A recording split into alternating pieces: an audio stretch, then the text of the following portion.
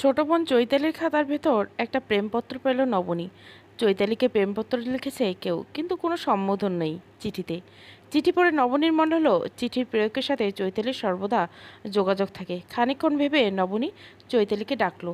একটা পাকা কলা খেতে খেতে চৈতালি এলো বোনের কাছে। নবনীর চোখ মুখ শক্ত করে বসে আছে। ফাল্গুনী চৈতালি এবার এসএসসি পরীক্ষা দিবে। ছোট্ট মেয়ে দুটো আজ চোখের সামনে কত বড় হয়ে গেছে। বড় হওয়ার সাথে সাথে দুজন অসম্ভব রূপবতী হতে লাগলো। এর জন্য নবনী সবসময় দুই বোনের চিন্তায় অস্থির থাকে। ফাল্গুনী নবনীর মেয়ে রীতিকে কোলে নিয়ে একটা সেদ্ধ ডিমের কুসুম খাওয়ানোর চেষ্টা করছে। রীতির বয়স 8 মাস। বারবি ডলের মতো দেখতে বাচ্চাটিকে সর্বক্ষণ ফাল্গুনী আর চৈতালি নিজেদের কোলে কোলে রাখে। বাবার বাসায় এলে নবনী মেয়েকে আর কাছে পায় না। বড় বোনের কড়া গলার স্বর শুনতে পেয়ে ফাল্গুনী চমকে ওঠে। বুকের ভিতর তার হাতুড়ি পেটা শুরু হয়ে গেছে। চোরের মনে পুলিশ পুলিশ লোকে এমনি এমনি বলে না। চৈতালি হতভম্ব হয়ে দাঁড়িয়ে আছে। নবনী আবারও জিজ্ঞাসা করলো, সত্যি করে বল, কে দিয়েছে এই চিঠি? কি সম্পর্ক তোর সাথে? চৈতালির দু চোখ জলে টইটুম্বুর হয়ে গেল মুহূর্তে। বড় আপা তাকে অবিশ্বাস করছে। এটাই চৈতালিকে বেশি পীড়া দিচ্ছে। এই পৃথিবীর সবচেয়ে বেশি ভালোবাসার সম্মান যদি কাউকে করে চৈতালি, তবে তা বড় আপা। শুধু চৈতালি কেন, চৈতালি জানে আর বাকি দুই ভাই বোনও এমন। বড় আপার সাথে চৈতালি মিথ্যে কথা বলে না, এটা কি আপা ভুলে গেছে? ফাল্গুনী রীতিকে কোলে নিয়ে রুমে এলো। কাপা কাপা গলায় জিজ্ঞাসা করলো, কি হয়েছে আপা? নবনী হুঙ্কার দিয়ে বলো, কি হবে, বড় হয়ে গেছিস যে তোরা, সেটা বুঝিয়ে দিচ্ছিস। চৈতালির খাতার ভিতর প্রেমপত্র পাওয়া গেছে। কেউ তাকে লিখেছে আগামীকাল স্কুল থেকে ফেরার সময় পার্কে দেখা করবে, অথচ সে অস্বীকার করছে এই চিঠি তার না। ফাল্গুনী মিনতিপূর্ণ দৃষ্টি তাকালো চৈতালির দিকে। ধরা পড়ে যাওয়ার ভয়ে মনে মনে দোয়া ইউনুস পড়তে লাগলো। গভীর অভিমান নিয়ে চৈতালি আর একটা কথাও বলল না, দম মেরে বসে রইল। নবনী আরও কয়েকবার জিজ্ঞাসা করলো, জানার চেষ্টা করলো, কিন্তু চৈতালি যেন পাথর হয়ে গেছে। সাব্বির হলে থেকে লেখাপড়া করছে। বৃহস্পতিবার বিকেলে বাসায় আসে, শুক্রবার রাতে চলে যায়। ফাল্গুনী ভয়ে জড়সড় হয়ে বসে রইল। আজ বুধবার, ভাইয়া আগামীকাল আসবে।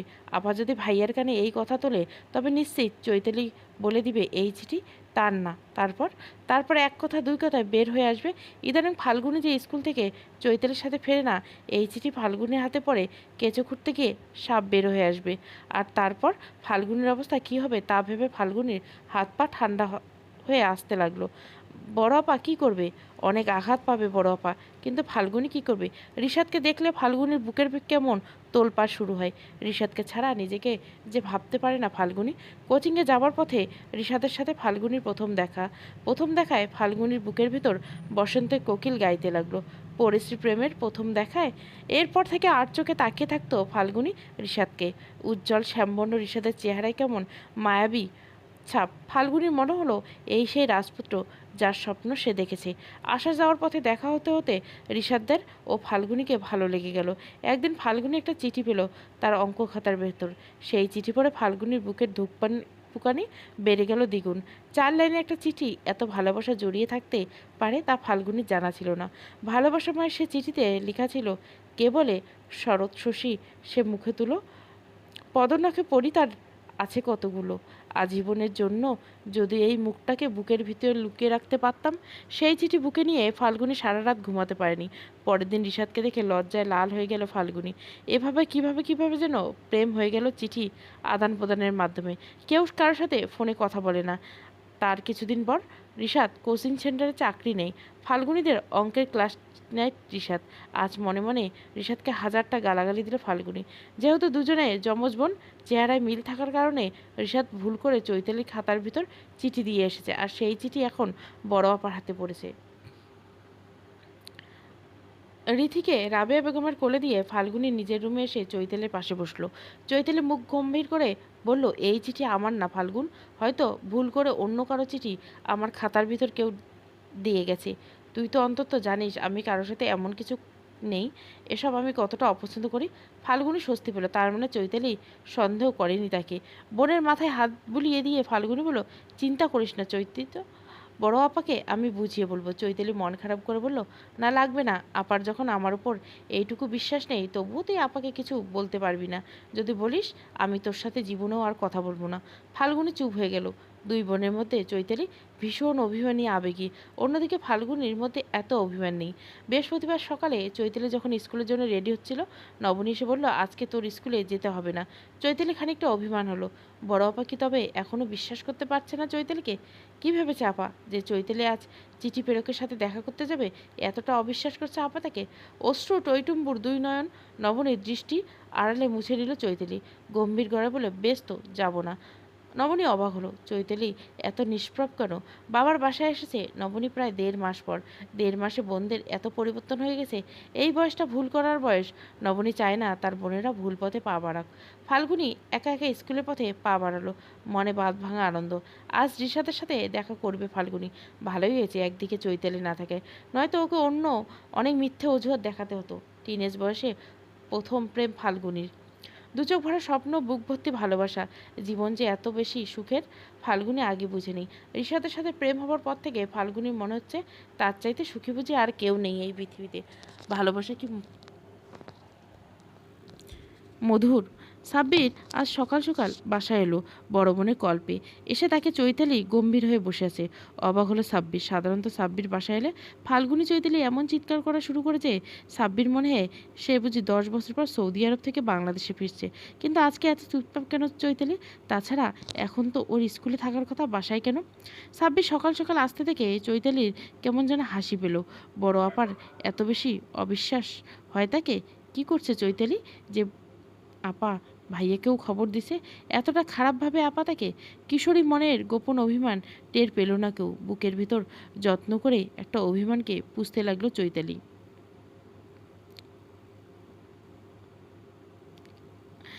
জানুয়ারি মাসের আজকে 5 তারিখ।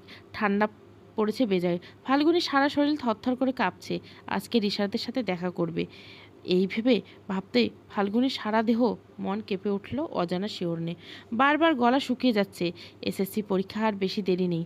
ফাল্গুনীদের এখন ক্লাস হচ্ছে না রেগুলার, শুধু বিভাগভিত্তিক ক্লাসগুলো রিভিশন হচ্ছে, মডেল টেস্ট হচ্ছে বারবার। ফাল্গুনী আজ ক্লাসে মন বসছে না। জানলা দিয়ে বাইরে তাকিয়ে ফাল্গুনী শুকনো পাতায় ঝরে পড়া হাওয়া দেখছে। সময় যাচ্ছে আর ফাল্গুনী হার্টবিট বাড়ছে তার সাথে পাল্লা দিয়ে। দুপুরের স্কুল ছুটির পর ফাল্গুনী স্কুল থেকে বের হতে টের পেল তার সারা শরীর থরথর করে কাঁপছে। সকাল থেকে এই কাঁপুনি, কিন্তু এই মুহূর্তে তা যেন চক্রবৃদ্ধি হারে বাড়ছে। একবার ভাবলো যাবে না দেখা করতে, কিন্তু পরক্ষণে আবার মনের ভিতর কেউ যেন বিদ্রোহ শুরু করলো। বান্ধবীদের থেকে আলাদা হয়ে ফাল্গুনী এগিয়ে গেল নির্দিষ্ট গন্তব্যের দিকে। রিশাদ আগেই এসেছে। একটা লাল কালো চেক শার্ট পরনে রিশাদের, হাতে একটা টকটকে লাল গোলাপ। ফাল্গুনীকে দেখে এগিয়ে এলো রিশাদ, ফুলটা এগিয়ে দিল ফাল্গুনির দিকে। ফুল নিতে গিয়ে রিশাদের হাতের সাথে আলতো ছোঁয়া লেগে গেল ফাল্গুনির। চমকে উঠে সরে গেল ফাল্গুনি। নিজের খাতা শক্ত করে চেপে ধরে রাখলো। রিশাদ মুচকে এসে বলল, আইসক্রিম খাবে ফাল্গুনি? ফাল্গুনি অবাক হয়ে তাকালো রিশাদের দিকে। এই শীতের মধ্যে আইসক্রিম? আমতা আমতা করে রিশাদ বলল, সরি, আমি ভুলে গেছিলাম, এখন তো শীতকাল, চলো ফুচকা খাই। ফাল্গুনি মাথা নেড়ে অসম্মতি জানালো। এখন বেঞ্চে দুজন বসলো। ফাল্গুনি বুক কাঁপছে ভয়ে। নিজেকে হঠাৎ করে ভীষণ অপরাধী মনে হচ্ছে। মা, বাবা, আপা, ভাইয়া সবাই ওকে কত বিশ্বাস করে, অথচ সে কিনা একটা ছেলের সাথে এখন পার্কে বসে আছে। আপা যদি জানতে পারে তাহলে কি হবে? পরক্ষণে আবার ভেতর থেকে কে যেন বিদ্রোহ জানিয়ে বলল, ভালোবাসলে এত কিছু পরোয়া করতে নেই ফাল্গুনি। ভালোবাসা এত কিছু হিসাব ধরে রাখে না। সে যখন আসে তখন ঝড়ের মতো এসে মনকে এলোমেলো করে দেয়। রিশাদ ফাল্গুনির একটা হাত নিজের হাতের মধ্যে টেনে নিল। লজ্জায় ফাল্গুনি কুঁকড়ে গেল। এক ভালো লাগার শিহরণ ফাল্গুনিকে আচ্ছন্ন করে রাখলো। রিশাদ ফাল্গুনির চোখের দিকে তাকিয়ে বলল, আমি তোমাকে ভীষণ ভালোবাসি ফাল্গুনি। ফাল্গুনি কি জবাব দিবে এর? লজ্জায় লাল হয়ে গেল ফাল্গুনি। তাকিয়ে রইল নিচের ঘাসের দিকে। গম্ভীর মনোযোগ দিয়ে ঘাস দেখতে লাগলো, যেন এই মুহূর্তে ঘাস দেখার চাইতে গুরুত্বপূর্ণ আর কিছু নেই। এই যে রিশাদ পাশে বসে আসছে, রিশাদের গায়ের ঘ্রাণ পাচ্ছে ফাল্গুনি। ফাল্গুনির কেমন সুখ সুখ অনুভব হচ্ছে। ভালোবাসা কি এমনই হয়? চৈতালি অপেক্ষা করতে লাগলো কখন থেকে ডাক আসবে আপার রুম থেকে। দুপুর হতে রাবেয়া বেগম ডাকলেন চৈতালিকে খাওয়ার জন্য। আজকে সারাদিন চৈতালির রুমে এক জায়গায় স্থানুর মতো বসেছিল। খাবারের সময় চৈতালি খেতেও গেল না। হাসেম আলী মেয়েকে টেবিলে যেতে না দেখে নিজেই এলেন মেয়ের রুমে। বিছানায় এক কোণে মেয়েকে বসে থাকতে দেখে তার সামনে কোমল গলায় জিজ্ঞাসা করলেন, কিরে মা, কি হয়েছে তোর? শরীর খারাপ করছে নাকি? খেতে আসছিস না কেন? বাবার এমন কোমল স্বর শুনে চৈতালির ভেতরটা হু হু করে কেঁদে উঠল। হাসেম আলী মেয়ের হাত ধরে টেবিলে নিয়ে গেলেন। নবনী চুপচাপ খাচ্ছে। সাব্বির মুরগির কলিজা ভেঙে টুকরো টুকরো করে রীতির মুখে দিচ্ছে আর গল্প করছে। বুঝদার মানুষের মতো রীতি মামার গল্প শুনছে আর হাসছে। রীতির দাঁত উঠেছে 4টি, চিকন চিকন দাঁত বের করে যখন সে হাসে মনে হয় যেন চাঁদের হাসি। কি যে আদুরি লাগে তখন তাকে। চৈতালির মনে পড়ে গেল আপার ডেলিভারি দিনের কথা। প্রচণ্ড বৃষ্টির মধ্যে মেঘের কল এলো, নবনীর লেবার পানি উঠেছে। 7 দিন ধরে টানা বৃষ্টি হচ্ছে। রাস্তায় কোমর সমান পানি। ঝড় জল উপেক্ষা করে সবাই ছুটল হাসপাতালের উদ্দেশ্যে। ওটি রুমে নবনীকে নিয়ে যাওয়ার পর মেঘ বাচ্চাদের মতো কান্না করতে শুরু করলো। মেঘের কান্না থামলো ভেতর থেকে নার্স যখন রীতিকে তার কোলে দিল। রীতিকে চেহারা অবিকল মেঘের মতো। মেঘকে কোলে নিয়ে মেঘ নিজেও মেয়ের কানে আজান দিল। নবনী যখন পোস্ট অপারেটিভ রুমে দেওয়া হলো, সবার সামনে মেঘ নবনীর কপালে চুমু খেয়ে বসলো। আজ কতদিন হয়ে গেল, অথচ মনে হয় যেন সেদিনের ঘটনা। চৈতালি ভেবে পায় না একটা মানুষ কাউকে কিভাবে এত ভালোবাসতে পারে। মেঘকে না দেখলে চৈতালি কখনো জানতো না এরকম উন্মাদের মতো কাউকে কেউ ভালোবাসতে পারে। ভাবতে ভাবতে চৈতালির 2 চোখ ভিজে উঠল। খাওয়া শেষ করে চৈতালি নিজের রুমে নিয়ে বই নিয়ে বসলো। সাব্বির নবনীর সাথে চৈতালির রুমে এলো তার কিছুক্ষণ পর। চৈতালির পাশের চেয়ার টেনে নিয়ে বসে সাব্বির সরাসরি বলল, চৈতালি, আপা যা বলেছে তা কি সত্যি? কান্না ভেজা গলায় চৈতালি বলল, তুমিও আমাকে অবিশ্বাস করো ভাইয়া? সাব্বির চুপ করে থেকে বলল, আচ্ছা কে লিখেছে সেই চিঠি এটা বল। চৈতালি চুপ করে থেকে বলল, আমি জানি না ভাইয়া, সত্যি জানি না। আমাকে বিশ্বাস করো, আমি কখনো এরকম কিছু করব না যাতে তোমাদের অসম্মান হয়। সাব্বির বড় আপার দিকে তাকিয়ে বলল, আপা, চৈতালি মিথ্যে বলছে না বলে মনে হয় না। অন্তত তোমাকেও মিথ্যে বলবে না। নবনী চৈতালির কাঁধে হাত রেখে বলল, আমাকে ভুল বুঝিস না চৈত্র। এই বয়সটা ভীষণ খারাপ। আর এই বয়সের আবেগ, এই বয়সে আবেগের বশে নেওয়া সিদ্ধান্ত চাইতে হঠকারী সিদ্ধান্ত আর দ্বিতীয় কিছু নেই।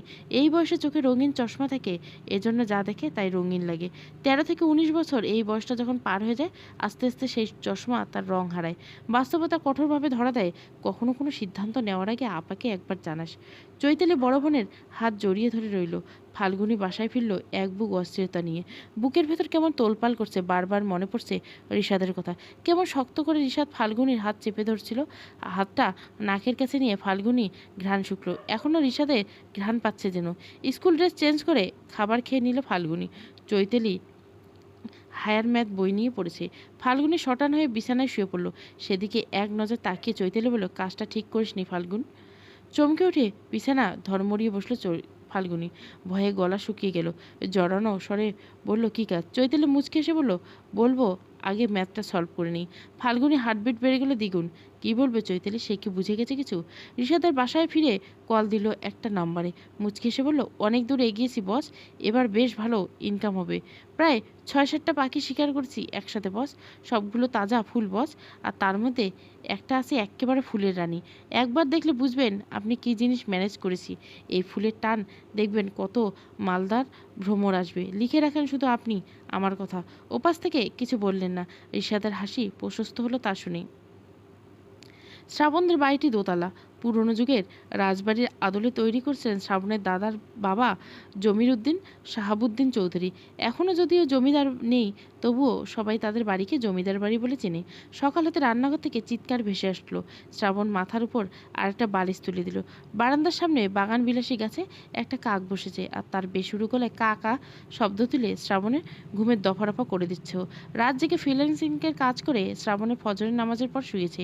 এখন সবেমাত্র 8টা বাজে, অথচ শ্রাবণ ঘুমাতে পারছে না। কানের উপর একটা বালিশ দিয়ে শ্রাবণ জোর করে ঘুমানোর চেষ্টা করতে লাগলো। তন্দ্রাভাবাস্তে আবারও ওই সেই একই স্বপ্ন দেখলো। গত 5 মাস ধরে প্রায় সময় সেই স্বপ্ন দেখছে। তাদের বাড়ির সামনে বিশালকৃতি বটগাছের তলায় একটা মেয়ে বসে আছে, পরনে আকাশি রঙের একটা শাড়ি। স্বপ্নে কি মানুষ রঙের অস্তিত্ব বুঝতে পারে? শ্রাবণ জানে না, কিন্তু আশ্চর্যভাবে শ্রাবণ স্পষ্ট আকাশি রঙে দেখতে পায়। শ্রাবণ জানে এরপর কী হবে। মেয়েটা দুহাতে মুখ ঢেকে ফুপিয়ে ফুপিয়ে কান্না করবে। ঠিক সেই মুহূর্তে শ্রাবণ হাজির হবে সেখানে। মেয়েটার মুখখানা দেখার জন্য শ্রাবণ সামনে এগিয়ে যেতে সেই মুহূর্তে মেয়েটা ছুটতে পালিয়ে যাবে। মেয়েটার পায়ের পায়ের ছিঁড়ে পড়বে আর স্বপ্ন ভেঙে যাবে। ঠিক তাই হলো। শ্রাবণ যেই মেয়েটার মুখখানা দেখতে পেল, তখনই মেয়েটা পালিয়ে গেল। সেই পায়েলখানা ছিঁড়ে মাটিতে লুটিয়ে পড়ল। ঘুম ভেঙে গেল শ্রাবণের।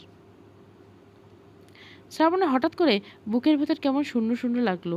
মনে হচ্ছে এই মেয়েটা তার জনম জন্মের চেনা। মেয়েটা দূরে সরে গেলে শ্রাবণের বুকের বাম পাশে সূক্ষ্ম ব্যথা জন্ম নেয়। মনের উপর চাপ বাড়ে। ভেতর শূন্য শূন্য লাগে।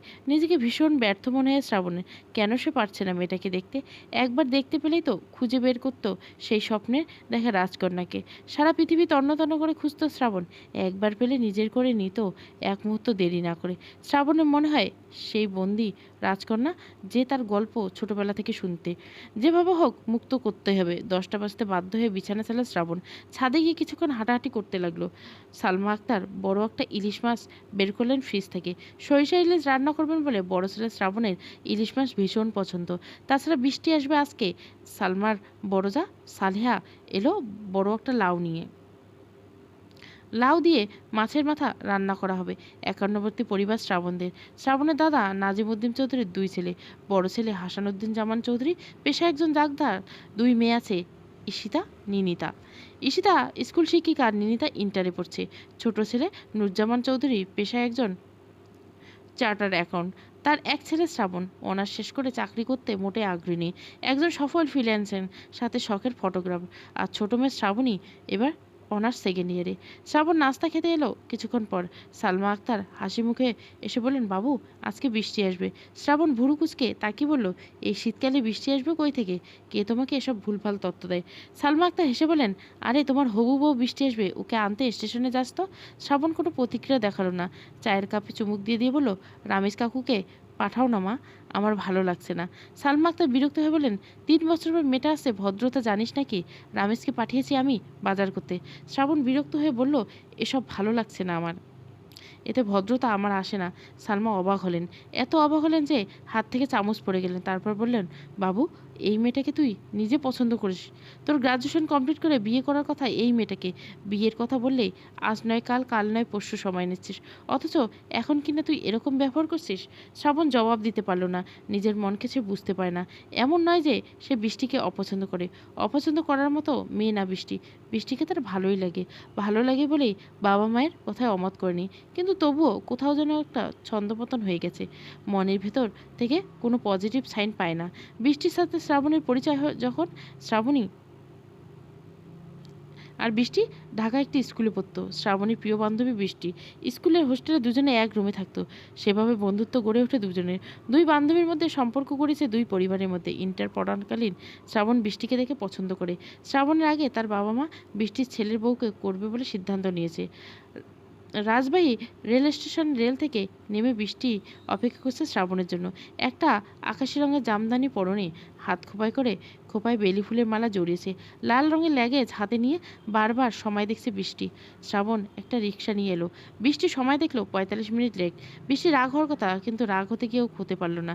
শ্রাবণ রিক্সা থেকে নেমে একটা গোলাপ ফুল এগিয়ে দিল বৃষ্টির দিকে। আকাশি রঙের শাড়ি পরা বৃষ্টিকে দেখে এক মুহূর্তে চমকে গিয়েছিল শ্রাবণ। পরক্ষণে পায়ের দিকে তাকালো, না, বৃষ্টির পায়ে পায়েল নেই। মুচকি এসে বৃষ্টি ফুলটি নিল। শ্রাবণ বৃষ্টিকে নিয়ে রিক্সায় উঠল। বৃষ্টি রিক্সায় এসে শ্রাবণের বাম কাঁধে মাথা রাখলো। বিব্রত হয়ে কাঁধ সরিয়ে নিতে চাইলে শ্রাবণ, কিন্তু পারল না। বৃষ্টি ছাড়ছে না। অনিচ্ছায় বসে রইল শ্রাবণ। বাড়ি ফিরে মাকে বলবে, খুশি হলো তো এবার? দিয়েছি তোমার দেওয়া ফুলটা ওকে, ওর ওই তো ওর হাতে। একদণ্ড দাঁড়িয়ে কথাগুলো বলে শ্রাবণ নিজের রুমে চলে গেল। সালমা আক্তার মুচকি হেসে বৃষ্টির কাছে গেলেন।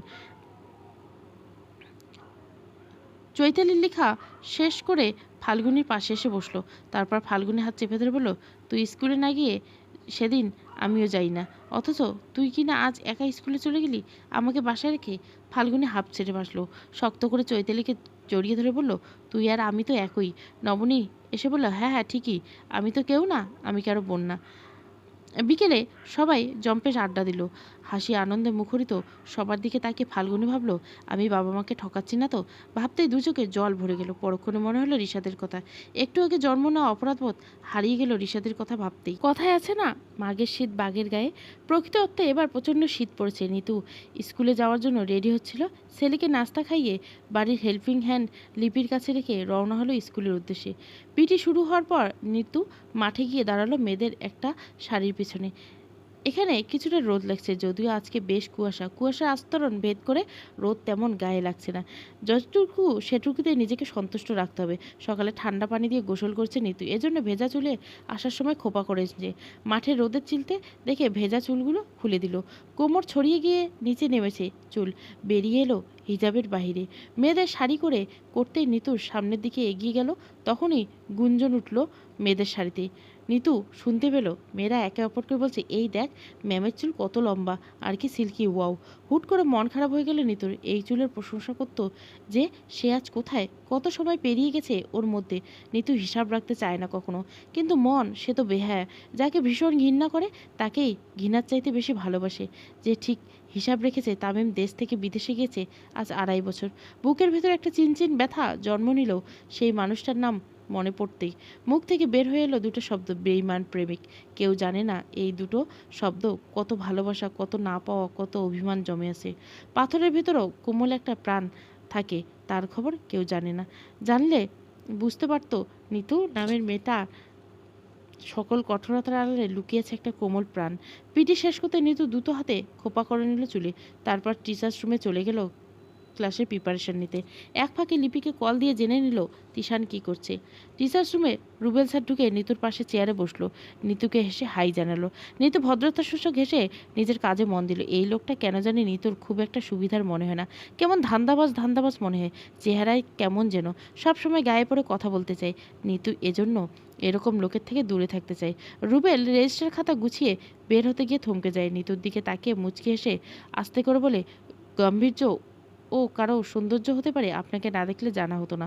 নিতু দাঁত দিয়ে ঠোঁট কামড়ে ধরে নিজের রাগ নিয়ন্ত্রণ করে কথা না বাড়িয়ে চলে গেল ক্লাসরুমের দিকে। রুবেল আপন মনে হাসলো, অস্ফুট স্বরে বলল, সরি।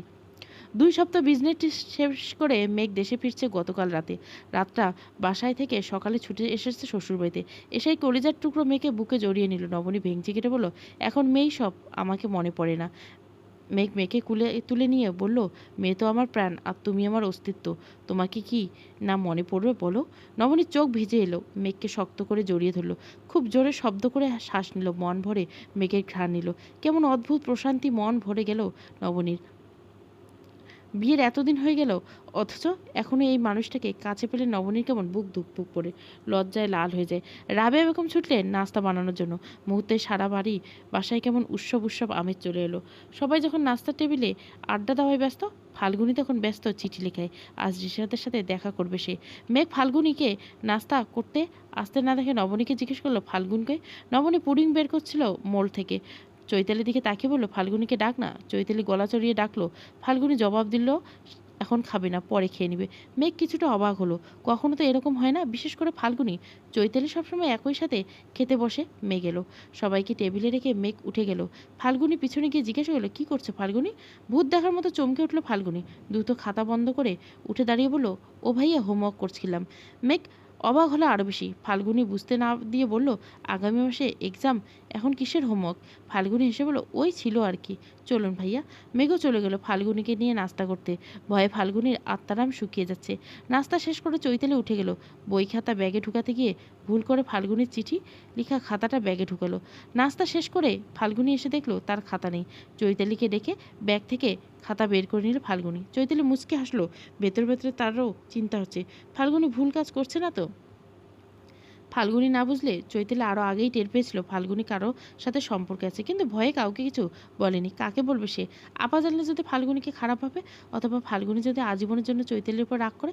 সবচেয়ে বড় কথা হলো, ফাল্গুন কার সাথে সম্পর্কে জড়িয়েছে যা চৈতালি এখনো জানেই না। বাসায় জানলে যদি ফাল্গুনি অস্বীকার করে বলে দেয়, যদি সে চৈতালির দোষ দিয়ে দেয়। সত্য বলার পর তো ফাল্গুনি সেদিনই অস্বীকার করে নিত, কিন্তু সেদিন তার খাতায় চিঠি পেয়েছিল। ফাল্গুনি যে অনেক পরিবর্তন হয়ে গেছে তা চৈতালি টের পাচ্ছে ভীষণভাবে। তবুও চিন্তা করলো আজকে হাঁটতে হাঁটতে ফাল্গুনিকে ইঙ্গিত দিয়ে কিছু বলবে। ক্লাস শেষ করে চৈতালি বলল, চল ফুচকা খাবি। ফাল্গুনি বিরক্ত হয়ে বলল, তুই আমার জন্য একটু অপেক্ষা কর, আমার কাজ আছে, একটু নিপার কাছে যাব। চৈতালি আর কোনো বলল না। দুরু দুরু বুকে ফাল্গুনি রিশাদের বাসার দিকে পা বাড়ালো। নিপা আর চৈতালি একে অপরকে ভীষণ পছন্দ করে, ফার্স্ট পজিশন নিয়ে কম্পিটিশন করে। ফাল্গুনি জানে নিপার নাম বললে চৈতালি আর সাথে আসবে না। চৈতালি বলল, আমি অপেক্ষা করছি, তাড়াতাড়ি আসিস। ফাল্গুনি দ্রুত পায়ে ছুটে গেল। বুকের ভিতর দামাজা বাজছে। রিশাদের সাথে দেখা হয় না কয়দিন। খাবার খেয়ে রিশাদ অসুস্থ। শেষ চিঠি পেয়েছে রিশাদ 3 দিন আগে ক্লাসের একটা ছেলেকে দিয়ে। তাতে লিখেছে ফাল্গুনি যাতে একবার যায় তার মেসে। ভীষণ ইচ্ছে করছে তার ফাল্গুনিকে দেখতে। 3 দিন ধরে চিন্তা ভাবনা করে ফাল্গুনি সিদ্ধান্ত নিল সে যাবে রিশাদের মেসে। বন্ধুদের সাথে মেস খালি করিয়ে নিল রিশাদ। ভেতরের নরপশিকে এতদিন অনেক কষ্টে পোষ মানিয়ে রেখেছিল, কিন্তু এবার সিদ্ধান্ত নিল আর না, এটাই সুযোগ। কাঁপতে কাঁপতে ফাল্গুনি রিশাদের বাসার দরজায় নক দিল। যথাস্থানে ক্যামেরা সেট করলো রিশাদ। দরজা খুলতে গেল। ফাল্গুনি রিশাদের দরজা নক করতে রিশাদ লাফিয়ে উঠে গেল দরজা খুলতে। এতদিনের স্বপ্ন আজ সত্যি হবে। ফাল্গুনি ভীত্র চোখে এদিক ওদিক তাকালো, কাউকে দেখতে পাচ্ছে না রিশাদ ছাড়া। কিছুটা ভয় পেল ফাল্গুনি, নিজের অজান্তে মনে কু ডাকলো। ফাল্গুনি জানতো এই মেসে আরও অনেকেই থাকে। রিশাদ ফাল্গুনি এক হাত চেপে চেয়ারে বসিয়ে দিল। ঘুমের ঔষধ মেশানো আগের থেকে করে রাখা শরবতের গ্লাসটা ফাল্গুনি হাতে দিল। ফাল্গুনি মাথা নেড়ে বলল, আমি কিছু খাবো না, আমি শুধু আপনাকে দেখতে এসেছি এক নজর। আপনি তো এখন দেখছি সুস্থই আসছেন। রিশাদ মুচকে এসে ফাল্গুনির গালে হাত রেখে বলল, সুস্থ তো হবই, আমার সকল অসুস্থতার একমাত্র ওষুধ যে তুমি ফাল্গুনি। তোমাকে দেখছি এখন আর আমার অসুখ সেরে যাবে। ফাল্গুনি লজ্জা পেল শুনে। নিজের ফোন নিয়ে নিশাদ বলে, একটা রিকোয়েস্ট রাখবে? ফাল্গুনি জিজ্ঞাসার দৃষ্টিতে তাকালো রিশাদের দিকে। তোমার সাথে কিন্তু আমার একটাও ছবি নেই, একটা ছবি তুলি। ভয় পেয়ে ফাল্গুনি বলে, না না, বড় আপা যদি কোনোদিন দেখে তাহলে খুব খারাপ ভাববে, আপা ভীষণ কষ্ট পাবে। রিশাদ মল্লির মুখ করে বলল, আমাকে তোমার বিশ্বাস হয় না বুঝতে পারছি। এতদিন ধরে আমাদের সম্পর্ক, অথচ তুমি আমাকে আজ এতটুকু বিশ্বাস করতে পারছো না। আমি আসলেই একজন ব্যর্থ প্রেমিক। আমার বন্ধুরা ঠিকই বলে, ফাল্গুনির কথায় রিশাদ এভাবে রিয়াক্ট করবে তা ফাল্গুনি স্বপ্নেও ভাবেনি। রিশাদ হাত চেপে ধরে বলল, আপনি ভুল বুঝছেন আমাকে, আমি আপনাকে বিশ্বাস করি। তা না করলে কি আজ এখানে আসতাম? কপট অভিমান দেখিয়ে রিশাদ বলল, কতটুকু বিশ্বাস করো তা তো এখনই প্রমাণ হয়ে গেছে ফাল্গুনি। বাদ দাও, বাদ দাও। সবার কপালে ভালোবাসা থাকে না, বিশেষ করে আমার মতো এতিম ছেলে, যা যারা শুধু করুণা পাওয়ার যোগ্য, ভালোবাসা নয়। ফাল্গুনি ভীষণ কষ্ট পেল রিশাদের এসব কথা শুনে। রিশাদের বাবা মানেই এই কথাটা শুরুতেই বলেছে রিশাদ, আর এই কথা শোনার পর রিশাদের প্রতি ফাল্গুনির ভালোবাসা বহুগুণ বেড়ে গেছে। ফাল্গুনির দুই চোখ ভিজে এলো, উঠে দাঁড়িয়ে রিশাদের হাত ধরে বলল, কিভাবে বিশ্বাস করবেন আমি আপনাকে সত্যি ভালোবাসি? অন্যদিকে তাকে রিশাদ বলল, লাগবে না আর, যাও তুমি। ফাল্গুনি এবার সত্যি আহত হলো, মন খারাপের সুরে বলল, আপনি একবার বলুন আমার কি করতে হবে? আমি সত্যি বলছি, আমি প্রমাণ দিয়ে দিব আমি আপনাকে সত্যি ভালোবাসি। রিশাদ ফাল্গুনির গাল চেপে ধরে বলল, সত্যি তো? পারবে সত্যি প্রমাণ করে দিতে? ফাল্গুনি জবাব দিয়ে বলল, পারবো। রিশাদ বলল, আমাকে বিশ্বাস করো তো? তাহলে বিশ্বাসের পরীক্ষা দাও। ফাল্গুনি কিছু বলার আগে রিশাদ টেনে নিয়ে ফাল্গুনিকে নিজের বুকে, তারপর ঠোঁটে ঠোঁট ডুবিয়ে দিল। ফাল্গুনি নিজেকে ছাড়ানোর চেষ্টা করতে লাগলো, তার আগে রিশাদ যেন হিংস্র পশু জেগে উঠল। এক হাত ছুটে গেল ফাল্গুনির শরীরে বিভিন্ন অংশে। হতভম্ব হয়ে গেল ফাল্গুনি রিশাদের কর্মকাণ্ড দেখে। নিজেকে ছড়িয়ে নেওয়ার চেষ্টা করলো, এই কাকে দেখছে সে, যাকে সে বিশ্বাস করত এত, সে কিনা তার দেহের প্রতি হাত বাড়িয়েছে। তবে এই ছিল প্রেম প্রেম খেলার মূল উদ্দেশ্য। পুরুষালী হাতের বান্ধন ছিন্ন করে বের হতে পারল না ফাল্গুনি। নিজের চূড়ান্ত সর্বনাশ হওয়ার আগে ফাল্গুনির বুকের ভেতর হাতুড়ি পেটা হতে লাগলো। নিজেকে মনে হচ্ছে পৃথিবীর সবচেয়ে বোকা, কেন এরকম ফাঁদে পা দিল। দরজায় ধূপধাপ শব্দ শুনে রিশাদ চমকে উঠল। বাইরে তার স্বরে চৈতালি চিৎকার করছে, চিৎকার করে বলছে, রিশাদ ভাই দরজা খুলেন এক্ষুনি, নাহলে আমি এখন লোক জড়ো করব। আমি দরজা ভেঙে ফেলবো লোক এনে। আমার বোনের এক চুল ক্ষতি হলে আমি আপনাকে খুন করে ফেলবো। আল্লাহর কসম রিশাদ ভাই, আজ আপনি আমার হাতে খুন হবেন। ভয়ে রিশাদ ফাল্গুনিকে ছেড়ে দিল। ধাক্কা দিয়ে ফাল্গুনি রিশাদকে ফেলে দিয়ে দরজা খুলে বেরিয়ে এলো। চৈতালি এক মুহূর্তে দাঁড়িয়ে না থেকে ফাল্গুনি বোনের হাত ধরে টানতে টানতে নিয়ে এলো। কিছুদূর আসার পর ফাল্গুনি দাঁড়ালো। চৈতালি প্রচণ্ড রাগ উঠল। একা একটা মেয়ে হয়ে একটা ছেলের মেসে যেতে লজ্জা করলো না? নিজের রাগ কন্ট্রোল করে একটা থাপ্পড় বসলো বোনের গালে খুব জোরে। দাঁত কিরমির করে জিজ্ঞাসা করলো, লজ্জা করলো না তোর আমাকে মিথ্যে বলে যেতে? ফাল্গুনি কাঁদতে লাগলো চৈতালিকে জড়িয়ে ধরে। রাগে ফুঁসতে লাগলো চৈতালি। বাসায় আসতে দুই বোন বেশ দেরি হলো। এসে দেখে নবনী চলে গেছে। এসে ফাল্গুনি বাথরুমে ঢুকে গেল। এই কনকনে ঠান্ডায় কফির পানির মগ গায়ে ঢালতে লাগলো। বাইরে থেকে চৈতালি শুনতে পেল ফাল্গুনি কান্না শোনা যাচ্ছে। জানলার পাশে দাঁড়িয়ে চৈতালি নিজেও কাঁদতে লাগলো। ফাল্গুনি যখন তাকে রেখে নিপার সাথে দেখা করতে চলে গেছিল, চৈতালি পিছু নিয়েছিল বোনের। নিপার সাথে এত সখ্যতা তো ফাল্গুনি কখনোই ছিল না। আচমকা চৈতালির মনে পড়লো ফাল্গুনি ওই ছেলেটার সাথে দেখা করতে যাচ্ছে নাকি। সন্দেহের বসে পিছু নেয় চৈতালির। ফাল্গুনি একটা ছেলের মেশে ঢুকতে দেখে অবাক হয়। কোচিংয়ে রিশাদ ভাই যে এই মেসে থাকে তা সবাই জানে, তবুও কিছুক্ষণ অপেক্ষা করে সে। ফাল্গুনিকে বের হতে না দেখে চৈতালির মন কু ডাকে। সন্দেহ রিশাদ ভাই সেই ছেলেই। সন্দেহের বসে চৈতালি রিশাদের নাম ধরে ডাকে। ফাল্গুনী অনেকক্ষণ পর বাথরুম থেকে বের হয়। নিজেকে তার বড্ড অসুচি মনে হচ্ছে। আপার কথা যদি মেনে চলতো তাহলে আজ এই দুর্ঘটনা ঘটতোই না। আপা সবসময় বলতে এই বয়সটা হচ্ছে সংযমের বয়স, নিজেকে কন্ট্রোল করার বয়স। সে এই বয়সে নিজেকে সামলে নিতে জানে। জীবনের প্রতিটা ধাপে সব বিপদে আপদে সে নিজেকে সামলাতে পারবে। এই বয়সের আবেগে যে ভেসে যাবে, রঙিন দুনিয়া দেখে যে মজা নেবে, সে একেবারে ডুবলে আর উঠে দাঁড়াতে পারবে না। আপার কথাগুলো শুনল না কেন? কেন সে ভুল পথে পা বাড়িয়েছে? কেন ভুল হয়ে আপা কত কষ্ট করে তাদের পরিবার দাঁড় করেছে? বাবা মায়ের সম্মানের কথা ভেবে তো মনে ছিল তার। এসব ভাবতে ভাবতে ফাল্গুনী সিদ্ধান্ত নিল এই জীবন রাখবে না। চৈতালি বোনকে বসিয়ে বলল, শোন ফাল্গুন, যা হবার হয়ে গেছে, তোর এতে কোনো দোষ নেই। তুই ভুল মানুষকে বিশ্বাস করছিস, ভালোবাসা অন্যায় না। তবে এই বয়সে ভালোবাসার ব্যাপার আপার আমাদের সবসময় সতর্ক করেছেন। কেন তা নিশ্চয় এখন বুঝতে পারছিস। প্রেম কি আপা করেনি ফাল্গুন?